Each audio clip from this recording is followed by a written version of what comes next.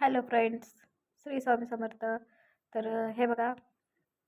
मी आता आमच्या घराच्या बाजूचा सगळा पूर्णपणे मी तुम्हाला व्हिडिओ करून दाखवते. खूप भारी इकडचं बरं का. नांदलगाव आहे हे. तर ह्या गावामध्ये ना म्हणजे खेडेगावच आहे. एक आपल्या सुरोडी ठिकाणी असं फलटण शहराच्या साईडला आहे ते गाव. खूप छान आहे. आणि हे बघा इकडे सगळे काट्याचे झाड आहेत. तर आता मी तुम्हाला सीताफळाची झाडं दाखवणार आहे, जे माझ्या सासूबाईंनी लावलेली आहेत. तर त्यांनी बघा खूप अशी झाडं लावलेली आहेत आणि त्याला सीताफळ पण भरपूर आलेले आहेत. खाण्यासाठी पण खूप गोड आणि अप्रतिम लागतात बरं का, मस्त लागतात. अशी सीताफळ खरंच खेडेगावात म्हणजे म्हणतात ना, गावाकडची मज्जा ती वेगळीच असते. शहरामध्ये असं कधीच कुणाला खायला भेटत नसेल की जाऊन झाडाचं तोडायचं आणि डायरेक्टली खायचं. म्हणजे ह्यातच काहीतरी मज्जा आणि विदाऊट औषध, विदाऊट म्हणजे ओरिजिनल आहे ते. बघा हे मला पिकलेलं सीताफळ मिळालेलं आहे. आता आम्ही ते खाणार आहे. तर खूप छान लागतं बरं का, खूप गोड लागतं. शक्यतो मला सीताफळ हे आवडतच नाही आहे, तरी पण मी खाते, कधी कधी खाते. असं की शक्यतो आवडीपासून असं नाही का, एखादं फळ ते आपल्याला आवडतं म्हणून आपण ते आवडीनं खातो. तसं ते मला सीताफळ आवडत नाही. पण खूप छान लागत होतं आणि खूप भारी लागत होतं. पण नाही मला आवडत. त्यानंतर मी दिलं टाकून बरं का, मला काही आवडलं नाही. तर म्हणजे गावाकडं ज्याला आवडतं त्याच्यासाठी खूप छान आहे बरं का. त्यासाठी खूप छान म्हणजे डायरेक्टली झाडाला तोडून खाणं. ही बघा आमची हारणी, ही माझी दुसरी मुलगी आहे. म्हणजे मला माझी मुलगी समजते ह्या गाईला. खूप छान आहे बरं का. खूप लहान होती, लहानपणापासून तिला मी सांभाळलेली आहे. आणि हे बघा इकडं पूर्ण ह्या ठिकाणी आता तिथून पुढं गेलं का नाही मी तो बघा, इकडून असंच रस्ता आहे घराकडे जाण्यासाठी. तर हे बघा, हे एक म्हशीचं पिल्लं आहे बाजूवाल्यांचं, सॉरी म्हस आहे. म्हस त्याला ना एका गायीने, तर आपली देशी गाय असते तिची शिंगं माहिती आहे ना केवढी मोठी असतात, त्या शिंगाने तिला मारलेले. तर मी तुम्हाला जवळून नाही दाखवू शकत, कारण की ती गाई मारते दुसऱ्या लोकांना. फक्त तिच्या मालकीन लोक आहेत त्यांना मारत नाही ती. तिकडं गाव आहे, पूर्ण घरं वगैरे आहेत इकडच्या साईडला. आणि इकडच्या बाजूला बघा, आता इकडं दाखवते तुम्हाला. पूर्णपणे असं जंगलासारखं झाड आहेत, पूर्ण जंगली गावात आल्यासारखं वाटतं बरं का मला. शक्यतो मी शहरात राहिलेली मुलगी आहे, पण इकडं आल्यानंतर मला असं वाटत नाही की मी शहरातून आली, कारण मी सगळी गावाकडे आल्या जसं मी गावाकडे आले तसं मी पूर्णपणे गावाकडचीच झालेली आहे. माझी भाषा पण पूर्णपणे बदललेली आहे, पूर्ण गावठी भाषा झालेली आहे. दुसरी गोष्ट म्हणजे गावाकडच्या सगळ्या गोष्टी आता मला हळूहळू जमतात, सगळ्या गोष्टी मी करते. तर खूप छान वाटतं बरं का. फलटण म्हणजे हे काय हे म्हणजे अगदीच लांबचं शहर नाही आहे, पण तरी पण मी शहरामध्ये शक्यतो जास्त राहिलेले आहे. पुणे, मुंबई आणि आपलं फलटण अशा या ठिकाणी राहिलेले.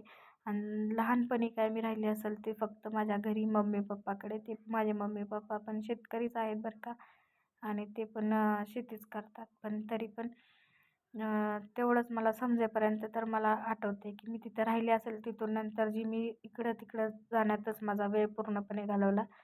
आणि इकडं आमच्या शेताकडे जाण्यासाठी रस्ता आहे खूप आतमध्ये. इकडं आमच्या आतमध्ये गावाकडं बाहेर जाण्यासाठी रस्ता आहे.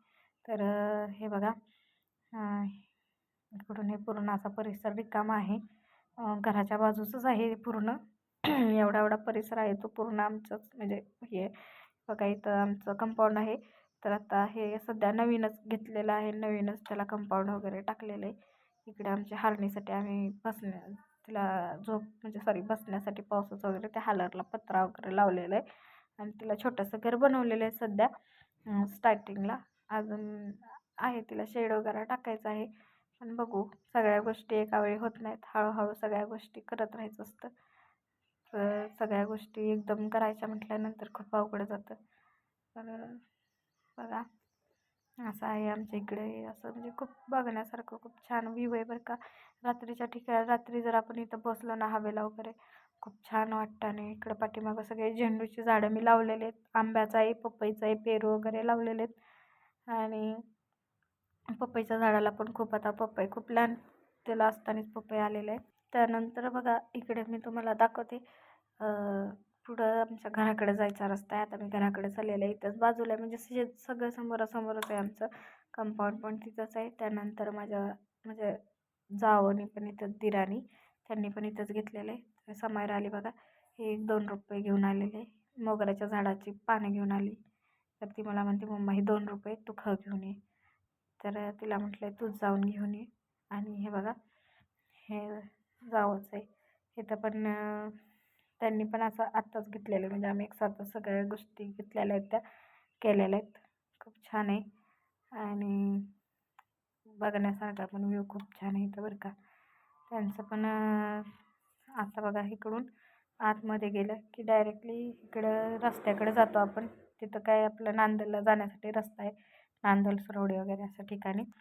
तर हे बघा इकडं नारळाचं झाड आहे. हे पूर्ण हे माझं घर आहे. सासू सासऱ्यांनी खूप कष्ट करून बांधलेलं आहे बरं का हे घर. आणि खूप छान आहे. घर पण त्यांनी खूप कष्ट केलेले आहेत. म्हणजे ते सांगतात आम्हाला जसं लग्न झाल्यापासून आलं ना तसं ते आम्हाला सांगतात. आम्ही खूप कष्ट घेतलेलं आणि खूप लोक पण सांगतात बरं का आजूबाजूची की त्या दोघांनी खूप कष्ट केलेले त्यानंतर हे सगळ्या गोष्टी झालेल्या आहेत बरं का. मग ते खरं आहे की कष्टाशिवाय काही मिळत नाही. तर हे बघा हे चिंचेचं झाड आहे. खूप लहान होतं मी जेव्हा 7 वर्षापूर्वी इथं लग्न करून आले तेव्हा खूप छोटं होतं. आता केवढं मोठं झालं आहे. ते आता आम्हाला सावली देते इथं. आणि बघा आंब्याचं झाड, नारळाचं झाड म्हणजे खूप झाडं बिडं लावून ठेवलेले आहेत त्यांनी. खूप सगळं काही केलेलं आहे.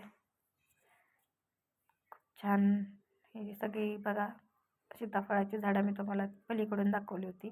त्यात आतून पण दिसतात आहेत. पलीकडून फक्त त्याला जावं लागतं कारण हे आत्ता कंपाऊंड बनवल्यामुळं आम्हाला पहिलं ताराचं कंपाऊंड होतं त्यावेळी आतून पण सीताफळ काढता येत होती. पण आता सीताफळ काढायला म्हटलं की पलीकडे जावं लागतं. ह्या नारळाला खूप दिवस नारळ नव्हती. आत्ता त्याला लागलेले आहेत, छोटे छोटे कोंब आलेले आहेत आणि नारळ पण भरपूर आलेले आहेत. आणि खूप छान आहे इकडे बरं का. सगळ्या आम्हाला गोष्टी म्हणजे की डायरेक्टली तोडायच्या आहेत. फळं असू देत, भाजीपाला असू दे किंवा काही असू दे.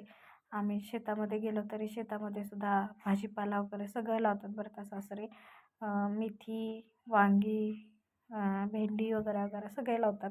त्यामुळं भाजीपाल्याचं पण टेन्शन नसतं आणि डायरेक्टली जाऊन घेऊन येऊ शकतो. मका, ज्वारी वगैरे सगळं आमच्या इकडं पिकतं आणि सगळ्या गोष्टी करतात बरं का. शक्यतो आम्ही रानात जात नाही पण कधीतरी जावं लागतं. बायका वगैरे असतात त्यामुळे जाण्याचा कधी प्रसंगच येत नाही बरं का. तर नक्की माझ्या चॅनलला फॉलो करा, शेअर करा, सबस्क्राईब करा आणि सपोर्ट करा. भरभरून तुमचं प्रेम द्या. आणि मी पहिल्यांदाच हा लॉंग व्हिडिओ बनवलेला आहे तर खरंच मला नक्की कमेंट करून सांगा कसा झालेला आहे. की चांगला झाला असेल तरी कमेंट करा आणि नसेल झाला तरी कमेंट करा, नक्की सांगा. आणि तुम्हाला जर माझ्या शेताचे व्हिडिओ बघायचे असतील तर मला नक्की सांगा. मी तुम्हाला नक्की ते व्हिडिओ दाखवण्याचा प्रयत्न करेल. आणि इकडं खूप छान व्ह्यू असतो बरं का. खूप म्हणजे खूप भारी वाटतं. नक्की एकदा फॉलो करा. तुम्हाला सगळे व्हिडिओ तुम्हाला लगेच नोटिफिकेशन पडेल आणि लगेच तुम्हाला माझे व्हिडिओ दिसतील. त्यासाठी भरभरून तुमचं प्रेम, सपोर्ट नक्की करा. आणि